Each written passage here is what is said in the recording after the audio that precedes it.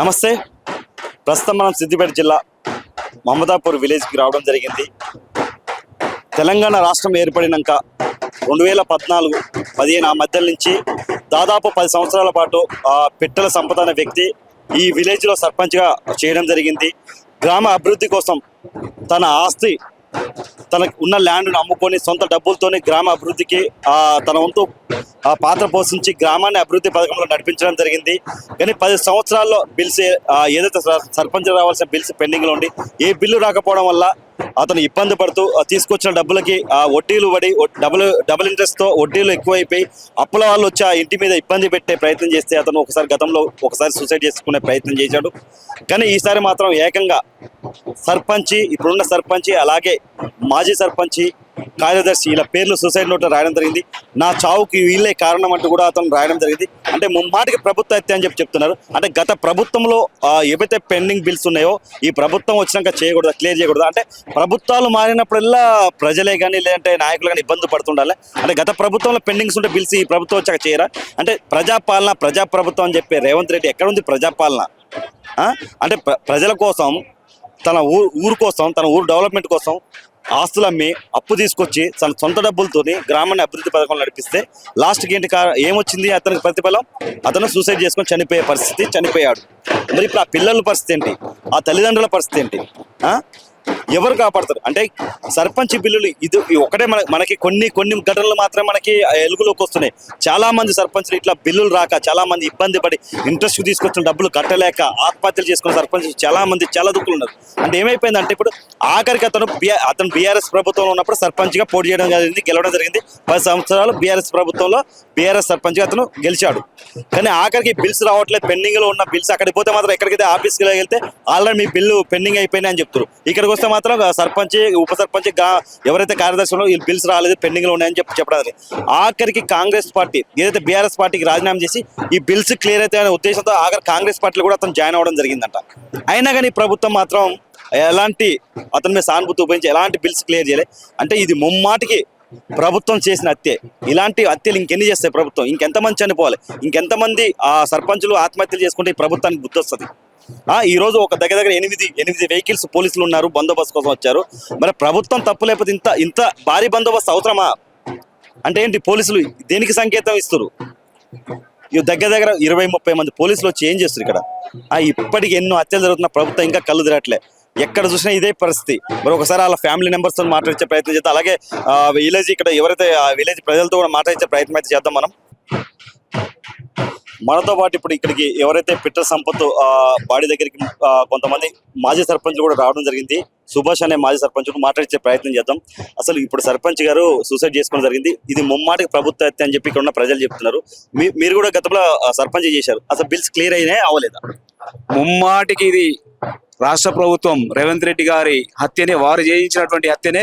ఎందుకంటే నేను కూడా మాజీ సర్పంచ్ను. మా పదవీ కాలంలో అప్పటి ప్రభుత్వం ఆదేశాలు కావచ్చు, మమ్మల్ని నమ్ముకొని ప్రజలు ఎన్నుకున్న తద్వారా మా గ్రామాలు అభివృద్ధి చేయాలని చెప్పి మేము అప్పులు తెచ్చి మా భార్యల మీద పుస్తలు కూడా మేము సైతం తాకట్టు పెట్టి మేము గ్రామాలు అభివృద్ధి చేయడం జరిగింది. కానీ ఆ రోజు నుంచి ఈ రోజు వరకు మా బిల్స్ రావాలని పలుమార్లు ఎన్నోసార్లు నేను రాష్ట్ర సర్పంచ్ చేసి కార్యదర్శిని చాలాసార్లు కూడా మేము అసెంబ్లీని ముట్టడించడం జరిగింది.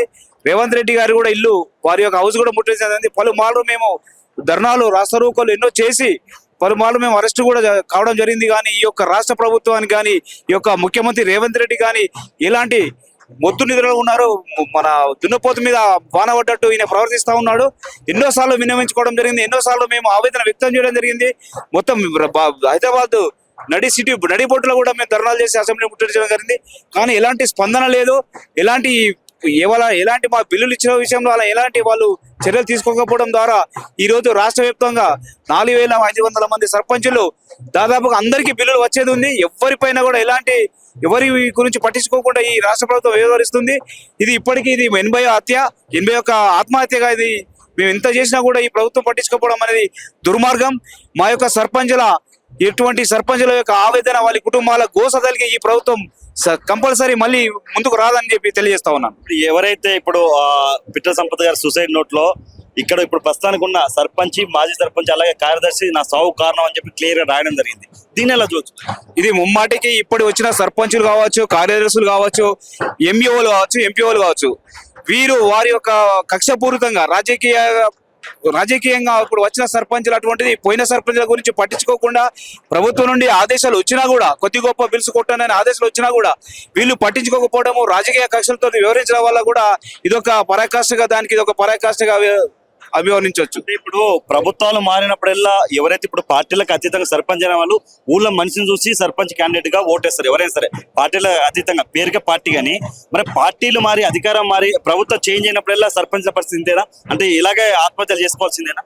అయితే ఇది ఎప్పటికైనా సర్పంచ్ అనే వ్యక్తి ఎవరికి ఇది కాదు, ఏ పార్టీలకు సంబంధం ఉండదు. సర్పంచ్ అంటాడు స్వతంత్రంగా ఎన్నుకోబడతాడు, ఏ పార్టీలకు కూడా సంబంధం ఉండదు. ఏ గవర్నమెంట్ ఉన్నా వారికి అనుసంధానంగా పనిచేస్తారు, వాళ్ళ గ్రామాలను అభివృద్ధి చేసుకుంటారు. అదే తరహాలో మేము చేసాము. కానీ ఇప్పుడున్న ఈ ప్రభుత్వం రేవంత్ రెడ్డి గారు మీరు బీఆర్ఎస్ పార్టీ అంటూ మా మీద లేనిపోని రాజకీయ రంగు వృద్ధి కక్షపూరితంగా ఊరవిష్క మీద బ్రహ్మస్తం పడ్డట్టు కక్షపూరితంగా వ్యవహరిస్తూ ఈ రోజు యొక్క మా సామాన్య కుటుంబాల నుంచి ఎన్నుకోబడ్డ సర్పంచులం మేము.